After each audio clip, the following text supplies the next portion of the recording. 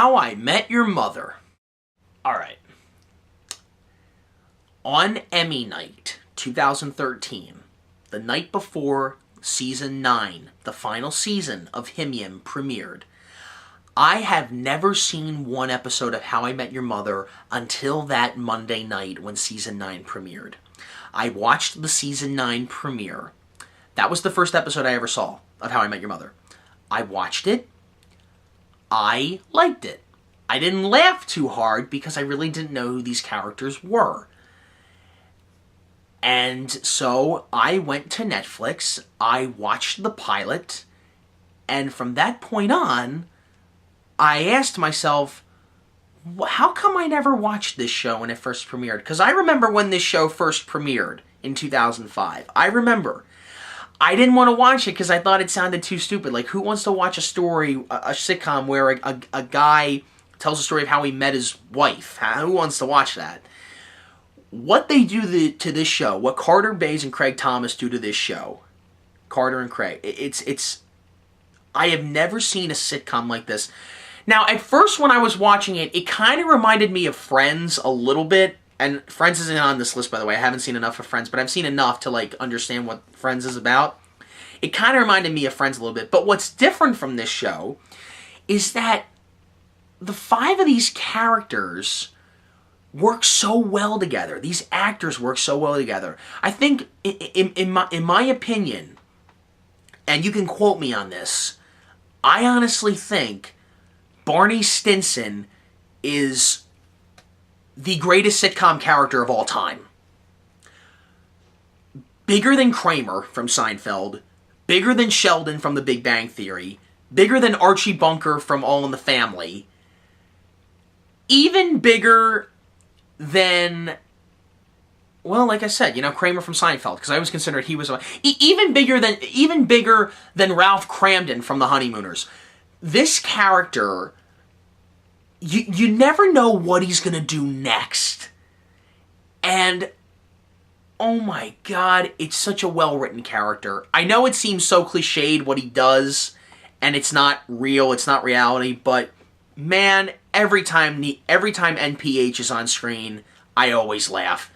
Every time Jason Segel and Allison Hannigan come on with their relationship, like, you actually believe they've been married for a while. You believe, that's how well they work together. Josh Radnor as Ted Mosby. Like, my friend, a couple of my friends have been trying to get me to watch this show for a long time, and I never did. And finally I caved in and watched it. And as I was watching Season 9 on the air, I was watching the other seasons on Netflix. And by the time I got halfway through Season 9, I was already caught up. And I love this show. I think this show is a little bit better than The Big Bang Theory, to be honest with you. And I thought The Big Bang Theory was one of the greatest sitcoms of the 2000s decade. I was wrong. It's Honeymooners. How I Met Your Mother is such a great show. I love almost every episode. And here's the thing. I'm going to take a little side note here about the 9th season, okay?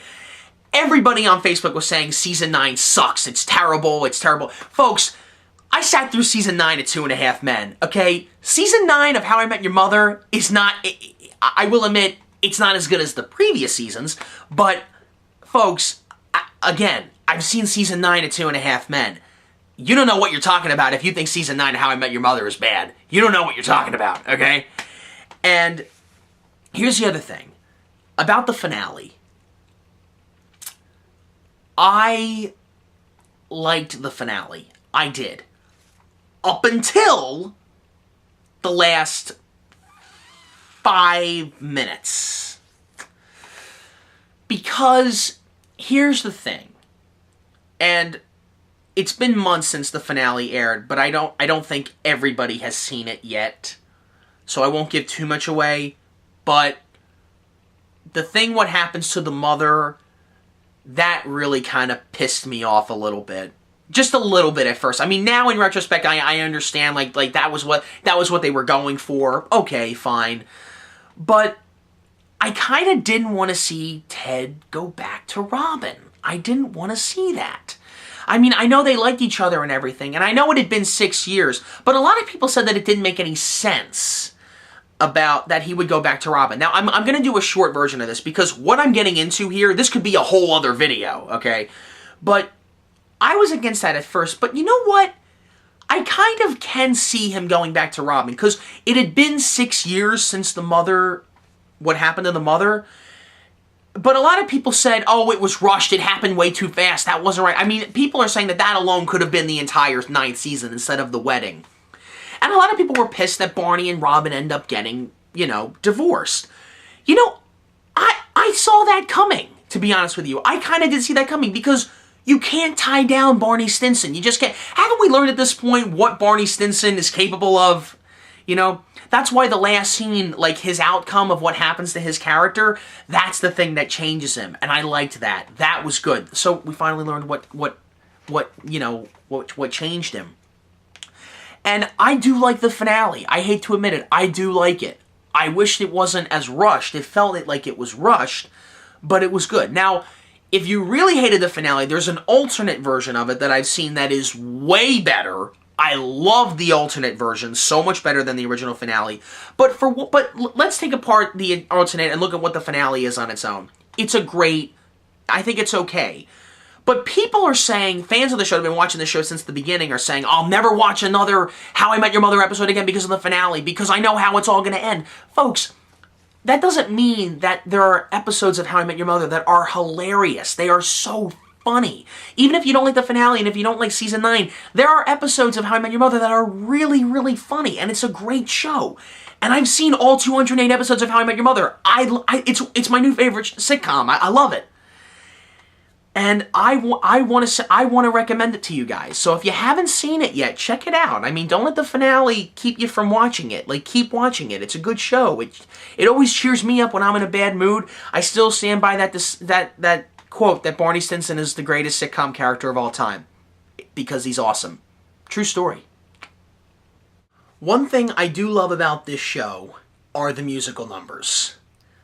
And I'll just run down a couple of them, just the ones I can remember. One of my favorite ones is the super date, when Ted is trying to tell Barney on, you know, what to do. All dates wrapped into one. On your super date, troubles of the world will simply have to wait. For wonders and amazement served up on her silver. Another one that comes to my mind is the one where Marshall is giving out all those emails, especially the one to Barney and Robin. It was the best night ever. Then we played charades. Lily made some creme brulee, and now that we're best couple friends, there's only one thing left to say. Are you free? Are you free? Are you free? Are you free? Are you free? The Puzzles theme song. Puzzles is a place where people go to feel like they belong. Gonna take advantage of dumb drunk girls. No, we're not. Bro. That would be wrong. Of course, the Bangity Bang song. Bang, bangity bang, said a bang, bang, bangity bang, bang, bang, bang, bang, bangity bang, said a bang, bang, bangity bang. But the best one of all.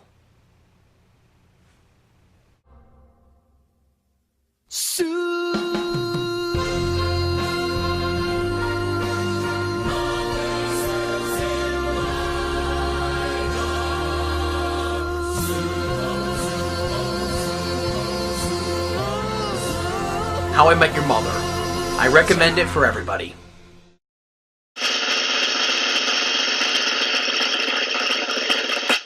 The Honeymooners. After everything I just said about How I Met Your Mother, you would think that's my favorite sitcom. Well, at the time now, but I'm looking overall here. This was a show I saw when I was 3 years old, the first time. And I have been imitating Jackie Gleason ever since I saw this show for the first time. The classic 39 episodes from that show,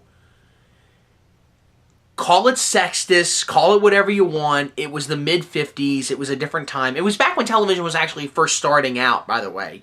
Jackie Gleason was like the king of comedy on television, that's equivalent to Lucille Ball being the queen of comedy on television. Because I Love Lucy and The Honeymooners, these were like the two biggest shows at the time on television at this point in the 1950s. This show makes me laugh so hard because it's all about this one guy who just wants to make his life better for his wife and himself, and he keeps getting in trouble. But it's the way he gets in trouble is what makes it funny. Like, now, I'm not talking about the Honeymooners sketches from the Jackie Gleason show. I'm talking about the sitcom The Honeymooners. When Jackie Gleason took... Because let me explain this to you. Jackie Gleason had his own variety show in the 1950s. And he did a lot of sketches on that show. He did Rudy the Repairman. He would do The Honeymooners where he would play Ralph Cramden. And he did all these different characters. And then he took the Honeymooners sketches that he was doing on his show, the Jackie Gleason show, and he took it and turned it into a sitcom. And off of that sitcom, he made 39 episodes, which is known as the Classic 39 of the Honeymooners, which I do also have on DVD. And it's just, like, I wish he did more of these, but he said the reason why he stopped after the 39th episode is because he couldn't come up with any more material. And that's what I like about him. He didn't run it into the ground. Like, when he didn't come up with any more ideas, he stopped. And he left the public wanting more. You know, kind of like what they did on Everybody Loves Raymond or Seinfeld. They stopped when they were at the height of their game. And they didn't do any more. Basically because they couldn't come up with it. Well, not because they couldn't come up with anything else, but because you knew the characters so well and there was nothing else you could do with it. You know what I mean? So The Honeymooners is like the same way. It's a short sitcom, but it's one of my favorites. And it's a lot of, especially if you're a big fan of comedy, you love this. This is like lesson 101 in comedy when you watch this. This and Abbott and Costello and all those other great comedy teams. But this is a show I think everybody should watch. I don't care if it's in black and white. I could care less. That means nothing to me. I've been watching this show since I was 3-4 years old, and I've imitated Ralph Cramden so many times as a kid, and still to this day. It's one of my favorite episodes. The one that stands out is the one where Ralph tries to take his wife Alice to a show, and she can't go because her mother's coming over. Now, her mother and Ralph don't get along. In fact, Ralph's mother-in-law is a real pain in the ass. Like, really treats Ralph like crap. And after she comes in and ruins the show, like basically gives away the ending to the show that they're going to see because she's heard about it, he stands up and she basically insults him in a way while they're sitting at the table. He stands up and he says that famous line to her. You are a blabbermouth! A blabbermouth! And I can't tell you how many times I have watched that over and over and over. And all these episodes, they're all funny, they're all hilarious. I recommend you see every one of these episodes. Every one of these episodes. And I don't say that a lot about TV shows, but with this show, because it's a short show, watch all 39. No, it's not on Netflix, but you can watch them on YouTube. They're all on YouTube, all these episodes. Just type in The Honeymooners, watch an episode. You will be hooked. It is one of the funniest shows ever. 60 years later, it's still hilarious, and it deserves my number 2 spot. And now we get to the number 1 favorite comedy of all time for me. And I think you know what it's going to be for me. And it is